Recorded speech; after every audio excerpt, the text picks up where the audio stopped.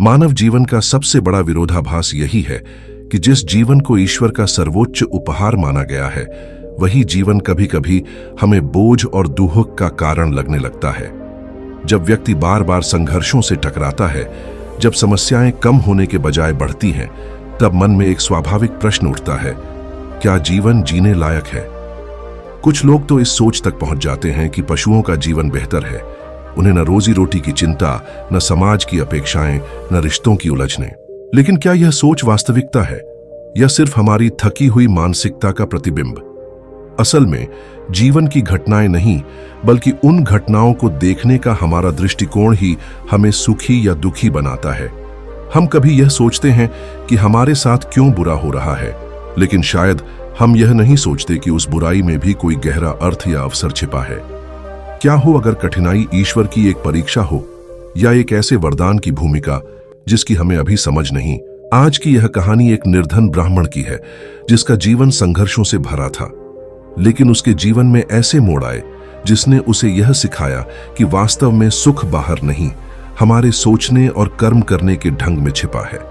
यह सिर्फ एक पौराणिक कथा नहीं, बल्कि हमारे अंदर के भ्रम और सच्चाई के बीच की लड़ाई है। यह कहानी आपको हंसाएगी, रुलाएगी, चौंकाएगी और अंततः गहराई से कुछ सिखाएगी कि जीवन वही है जैसा आप उसे मानते हैं। आइए इस कथा में प्रवेश करें और उस सत्य से रूबरू हों जो शायद आपके भीतर भी पहले से मौजूद है, लेकिन अब तक अनसुना रहा है। बहुत समय पहले एक छोटे से गांव में एक निर्धन ब्राह्मण अपनी पत्नी और पुत्र के साथ रहता था। वह अत्यंत सरल, धार्मिक और ईमानदार था, परंतु अत्यंत गरीब भी। उसका जीवन भिक्षा पर आधारित था। वह दिन भर गांव-गांव घूमकर जो भी मिलता उसी से अपना और अपने परिवार का पेट भरता। उसकी पत्नी भी धर्मपरायण और समर्पित थी। बेटे की उम्र अब उपनयन संस्कार के योग्य हो चुकी थी, लेकिन ब्राह्मण के पास न तो यज्ञोपवीत का खर्च था और न 7 ब्राह्मणों के भोजन का प्रबंध। पत्नी हर सुबह पूजा के बाद यज्ञोपवीत की बात याद दिलाती और ब्राह्मण हर बार सिर झुकाकर कहता, प्रयास कर रहा हूं भाग्यवान, ईश्वर सब देख रहा है। एक दिन ब्राह्मण ने निर्णय लिया, अब यूं नहीं चलेगा, मैं नगर जाऊंगा, शायद वहां कोई उपाय निकल आए। पत्नी ने एक पोटली बांधी, गमछा थमाया और नम आंखों से विदा किया। ब्राह्मण नगर की ओर पैदल चल पड़ा। दिन भर का सफर, तपती धूप और थकान से निढाल होकर वह एक विशाल वटवृक्ष के नीचे बने चबूतरे पर लेट गया। वहां ठंडी हवा चल रही थी। थकान इतनी थी कि वह तुरंत गहरी नींद में चला गया।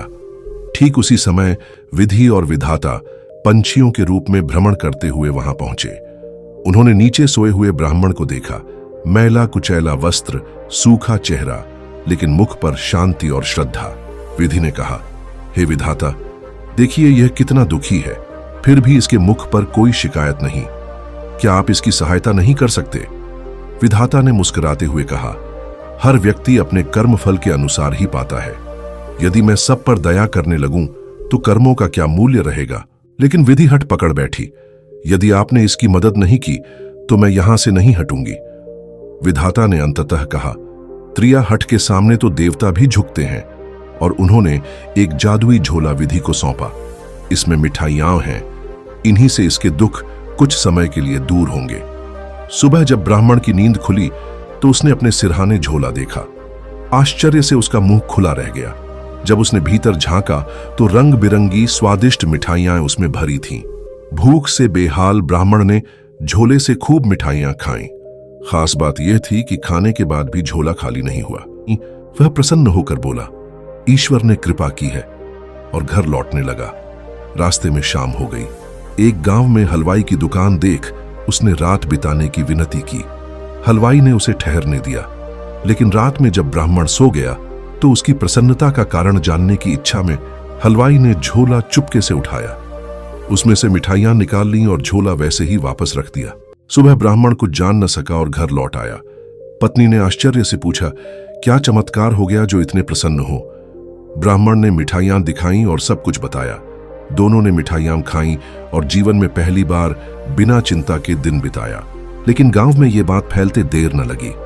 जब यह खबर राजा के पास पहुंची तो वह ब्राह्मण को महल बुलवाता है। राजा ने कहा, तुम्हारा झोला मेरे महल में सुरक्षित रहेगा, बदले में 25 स्वर्ण मुद्राएं लो। ब्राह्मण विवश होकर झोला सौंप देता है। बेटे का यज्ञ संपन्न हो जाता है। कुछ दिन सब अच्छा चलता है, परंतु फिर से धन समाप्त हो जाता है। अब ब्राह्मण फिर उसी वट वृक्ष के नीचे जाकर सोता है, एक बार फिर चमत्कार की आशा में। विधि और विधाता फिर आते हैं। विधि कहती है, इसका दुख तो ज्यों का त्यों है। विधाता हंसते हुए दूसरा झोला देते हैं, पर यह झोला पिछले से अलग है।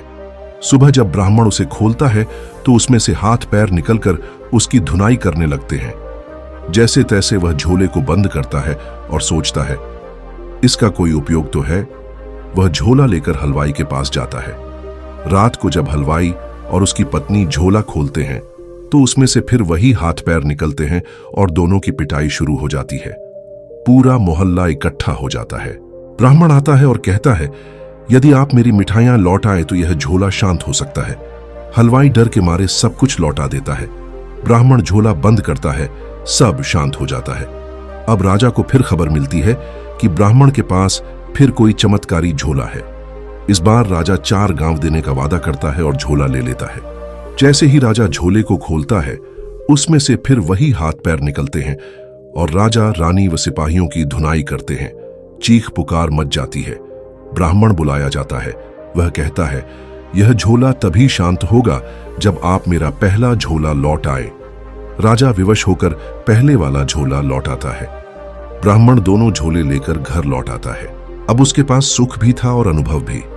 कुछ दिन बाद विधि और विधाता फिर से आते हैं और कहते हैं, अब इस ब्राह्मण को सीख मिल गई है, अब इसे झोले की आवश्यकता नहीं। वे दोनों झोले वापस ले लेते हैं, लेकिन ब्राह्मण और उसकी पत्नी अब दुखी नहीं होते, क्योंकि उन्हें अब जीवन जीने का सही तरीका समझ आ गया था। संतोष, बुद्धिमानी और कर्म की शक्ति। यह कहानी केवल एक ब्राह्मण, 2 झोलों और कुछ चमत्कारों की नहीं है।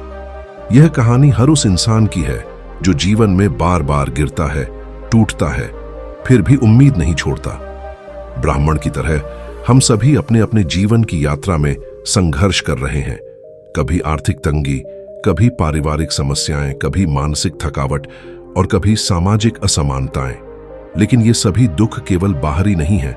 उनका मूल कारण कई बार हमारे अंदर की असंतोष की भावना, गलत सोच और जीवन को देखने का तरीका होता है। इस कहानी में ब्राह्मण को पहले झोला मिलता है।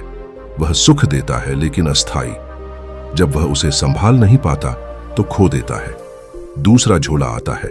वह सिखाता है कि केवल पाना ही महत्वपूर्ण नहीं है, पाई हुई चीज को समझदारी से प्रयोग करना और उसका मूल्य जानना कहीं अधिक जरूरी है। जब राजा और हलवाई झोले की शक्ति का दुरुपयोग करते हैं तो उन्हें दंड मिलता है। यह दिखाता है कि लालच, स्वार्थ और दूसरों की मेहनत का फायदा उठाने की सोच अंततः अपने लिए ही संकट बन जाती है। आखिर में जब ब्राह्मण से दोनों झोले वापस लिए जाते हैं, तब भी वह दुखी नहीं होता। क्यों? क्योंकि अब वह जान चुका है कि असली जादू झोले में नहीं, बल्कि जीवन को स्वीकार करने, हर परिस्थिति में संतुलन बनाए रखने और हर अनुभव से सीखने की क्षमता में है।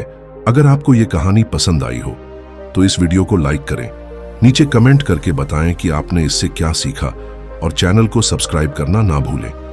बेल आइकन दबाएं ताकि ऐसी और प्रेरणादायक कहानियां आप तक समय पर पहुंचती रहें। और हां, इस वीडियो को उन लोगों के साथ शेयर जरूर करें जिन्हें आज थोड़ी उम्मीद और सकारात्मकता की जरूरत है। धन्यवाद। फिर मिलेंगे एक नई कहानी और नए संदेश के साथ।